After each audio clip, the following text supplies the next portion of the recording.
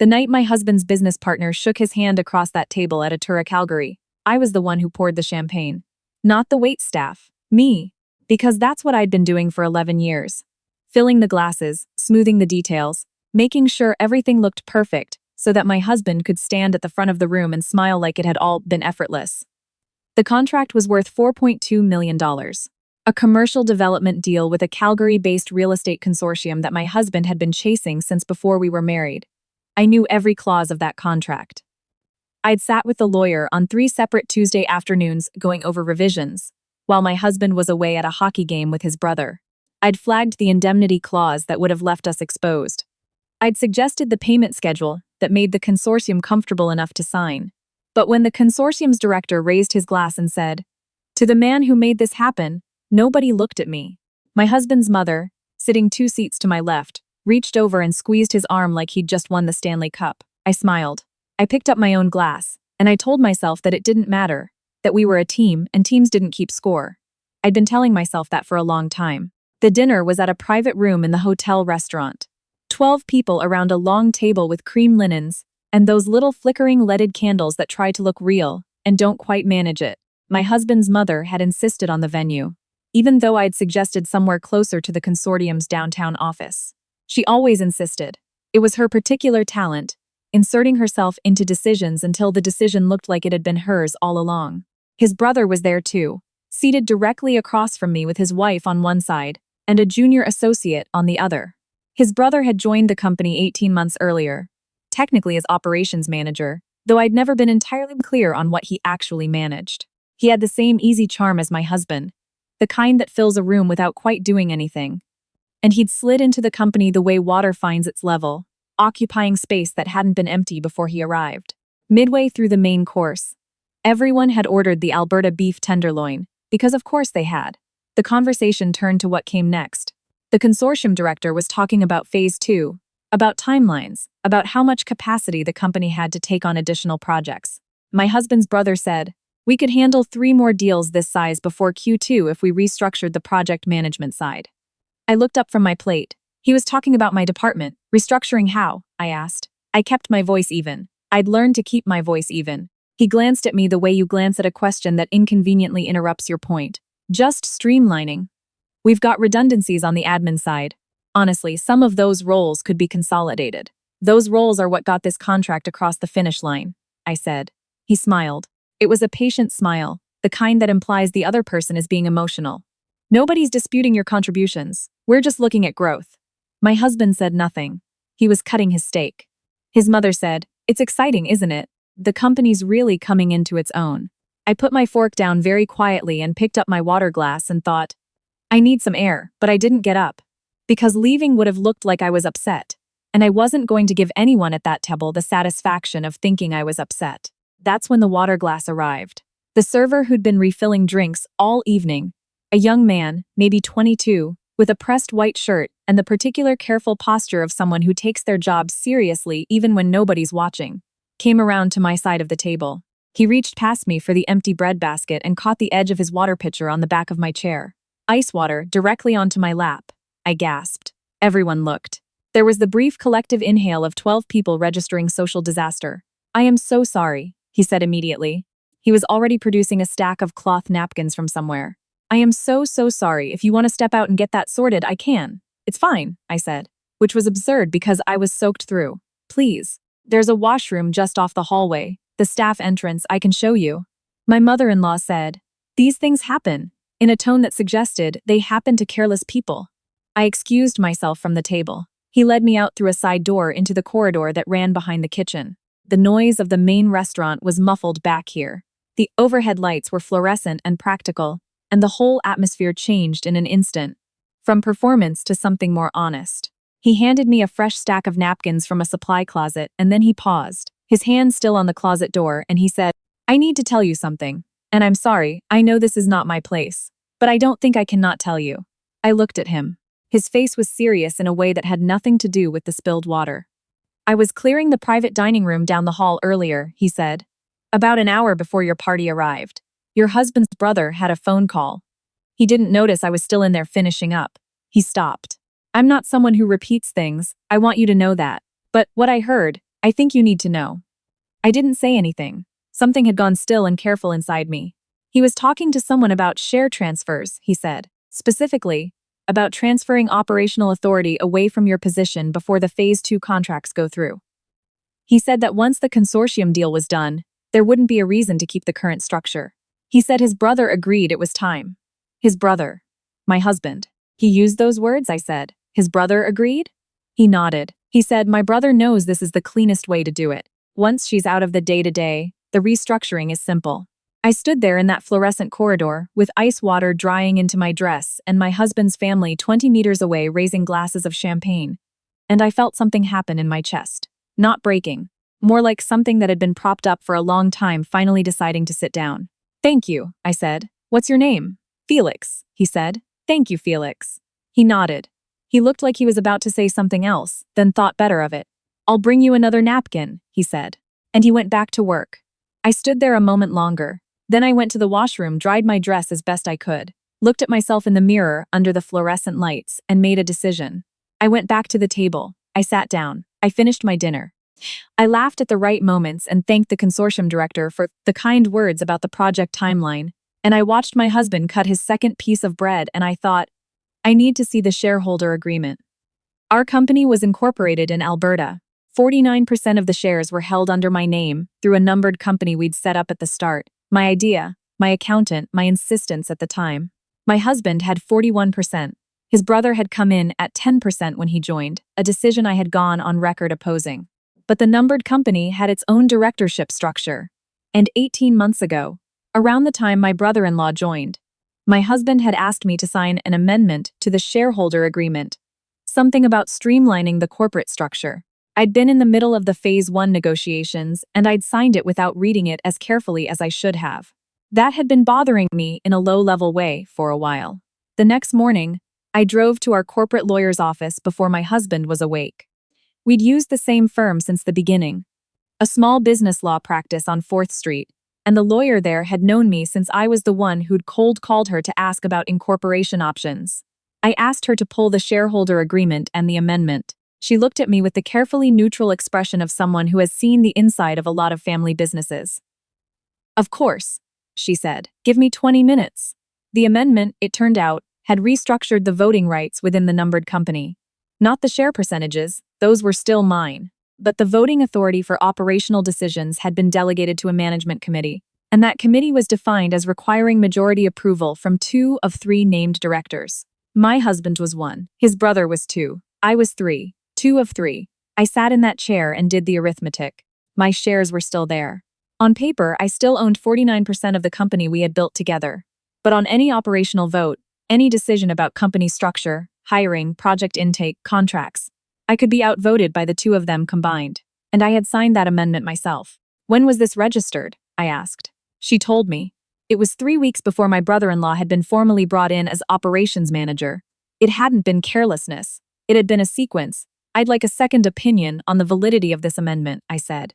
And I'd like it to come from a lawyer who has not previously worked with my husband. She looked at me steadily. That's a reasonable request, she said. I can give you 2 names. I called both numbers from the parking lot. Over the following 2 weeks, I was careful. Not cold, careful. I made dinner. I asked about my husband's day. I sat through a Sunday brunch with his mother and his brother's wife, during which my brother-in-law talked at length about his vision for the company's growth. And I nodded and said things like, that's an interesting approach, and I'd want to see the numbers before committing to a timeline. His mother looked at me like I was being obstructive. I was used to that look. I'd been getting it for years, and I'd spent years trying to soften it, to be warmer, more agreeable, more whatever she seemed to need me to be. I was done trying to soften it. In the evenings, after my husband fell asleep, I sat at the kitchen table with my laptop and the shareholder documents and 3 color-coded folders, building a picture. The second opinion came back quickly. The amendment was valid and enforceable under Alberta corporate law. My shares were mine. My voting rights, as configured, were not sufficient to protect my operational position without at least 1 other committee member voting with me. My husband had never voted against his brother once, but here was what nobody had thought through carefully enough. The original shareholders' agreement, the one predating the amendment, included a provision for deadlock resolution. If the company reached an operational deadlock, Either party with more than 15% of shares could trigger a buy-sell clause. A shotgun clause, in the Alberta business vernacular. The party triggering it sets a price for the whole company. The other party either buys you out at that price or sells their shares to you at that price. My 49% was still my 49%. I met with the second lawyer on a Wednesday afternoon. She was a business litigation specialist in a firm downtown, and she had the particular quality I find most useful in legal counsel. She told me things I didn't want to hear without apologizing for them. Triggering the shotgun clause will end the business relationship, she said. It's a scorched earth move. Are you prepared for that outcome? I'm prepared to protect what I built, I said. That's not quite the same thing, she said. I know, I said, but yes. She nodded. Then let's talk about valuation. I'd already started on that, actually. The Phase 2 contracts hadn't been signed yet. The company's valuation at this moment, before Phase 2 locked in the revenue, was lower than it would be in 60 days. If I was going to trigger the clause, the timing mattered. But I didn't trigger it yet, because I still had one thing I needed to know.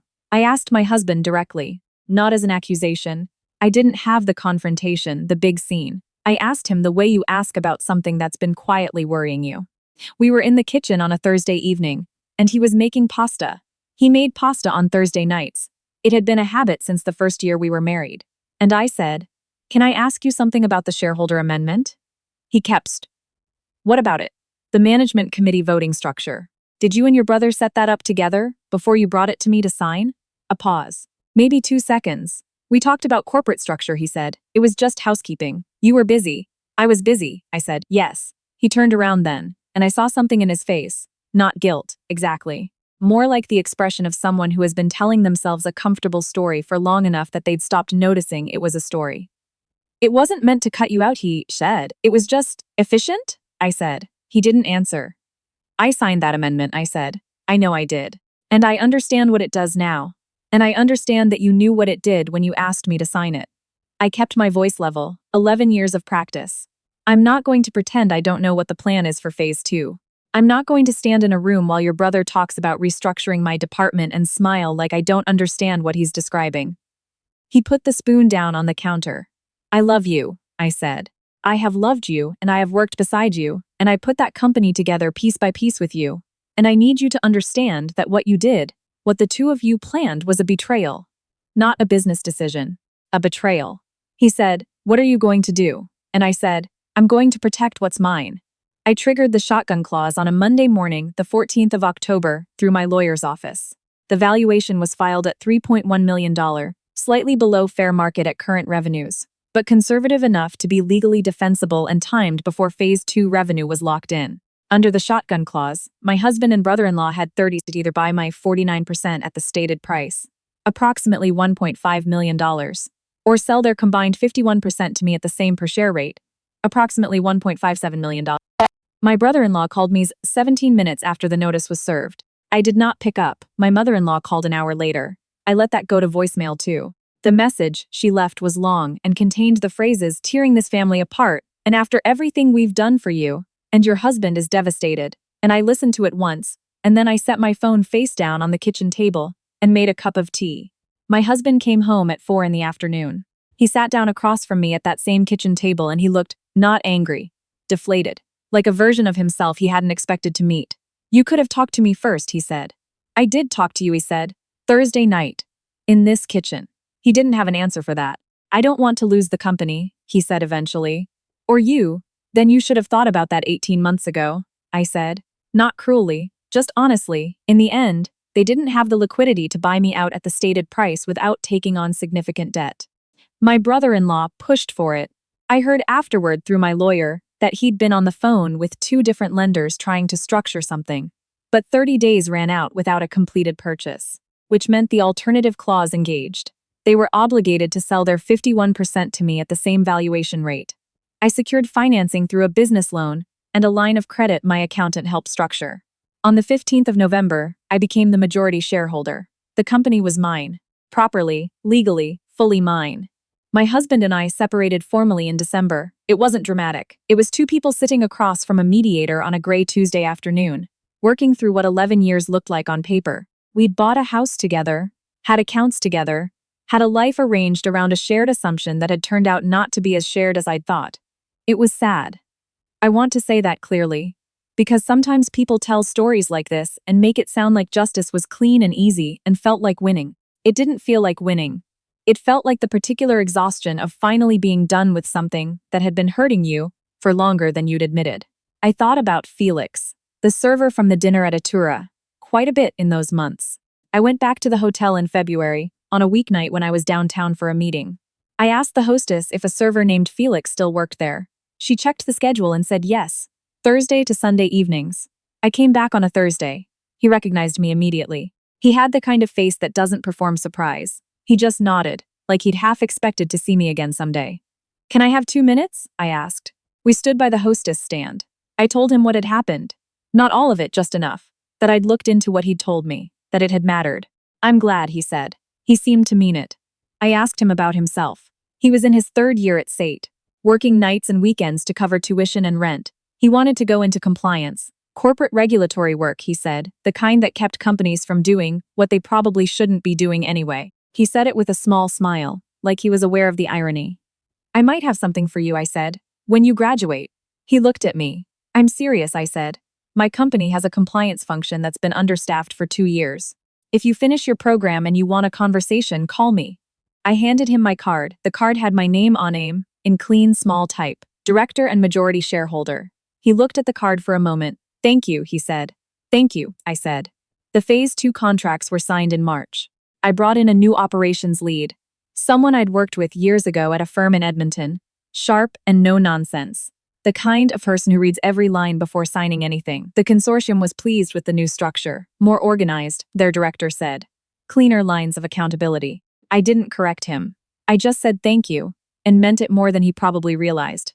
My mother-in-law sent one more message in April. She said she hoped I understood what I'd done to the family, and that she would pray for me. I wished her well. I meant that too, in the way you can mean something without it needing a response. Felix called in the spring. The year after he graduated. He was polite and prepared, and brought a portfolio of his practicum work that was frankly better than half the applications I'd received from candidates with twice his experience. I hired him as junior compliance officer. He's been with the company for 7 months, and has already flagged 2 contract irregularities that would have been headaches down the road. On the day he started, he brought me a coffee from the place on the ground floor of our building, a flat white, which he had somehow correctly guessed I preferred. He set it on my desk and said, "I won't spill it this time." I laughed. Genuinely, fully laughed. For the first time in what felt like a long while. "No," I said. "You really don't have to."